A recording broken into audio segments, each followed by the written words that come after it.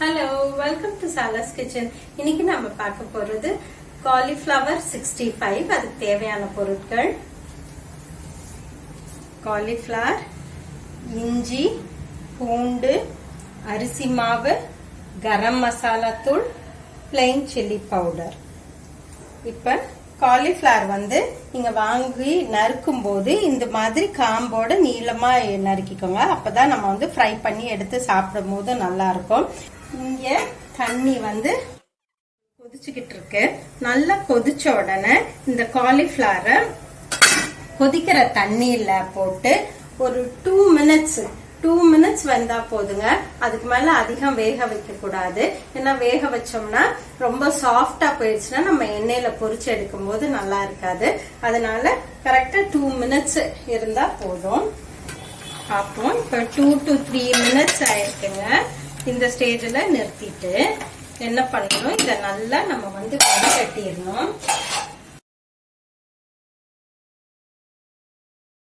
இப்ப இந்த காலிஃபிளவர் நல்லா ஆறணும். ஆறுற நேரத்துல இதை அரைச்சுக்கலாம். இங்க கொஞ்சம் இஞ்சி பூண்டு பேஸ்ட் யூஸ் பண்ணலாம். அப்படி இல்லைன்னா இந்த ஃப்ரெஷ்ஷா இஞ்சி பூண்டு அரைச்சுக்கோங்க.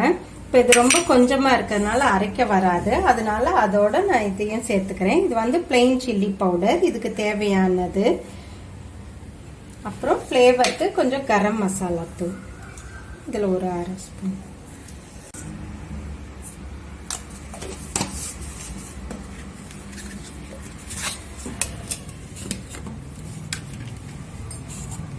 இப்ப மிக்சியில அரைச்சதெல்லாம் நான் இதுல எம்டி பண்ணிட்டேன். எண்ணெய் சூடாயிட்டு இருக்க நேரத்துல இத பரட்டிக்கலாம்.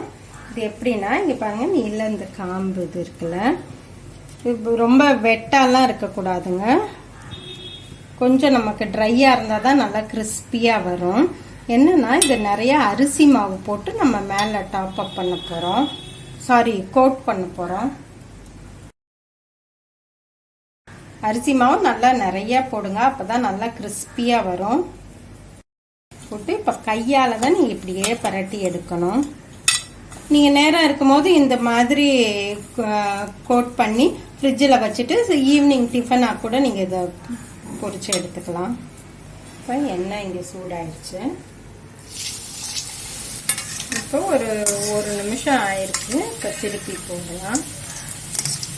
பாருங்க, நல்லா பார்க்கும்போதே தெரியுது ஒரு கிறிஸ்பியா இருக்கு அப்படின்ட்டு. இது ஏன்னா இங்க நிறைய அரிசி மாவு இருக்கிறதுனால. இப்ப மொத்தமா ஒரு 2 நிமிஷம் ஆயிருக்கு. இப்ப பாருங்க, இதெல்லாம் நல்லா வெந்துருச்சு. எடுத்து பாருங்க, நல்லா எண்ணெயை வடிச்சிட்டு எடுத்து. இப்ப நமக்கு காலிஃபிளவர் 65 ரெடி ஆயிடுச்சு. இங்க பாருங்க, இதுல கொஞ்சத்தை டிரான்ஸ்ஃபர் பண்ணிருக்கேன். பண்ணும்போது இந்த டிஷ்யூ பேப்பரை பாத்தீங்கன்னா எண்ணெய் அவ்வளவா காலிஃபிளவர்ல குடிக்கல. இதுக்கு என்னன்னா அரிசி மாவு போட்டதுனால.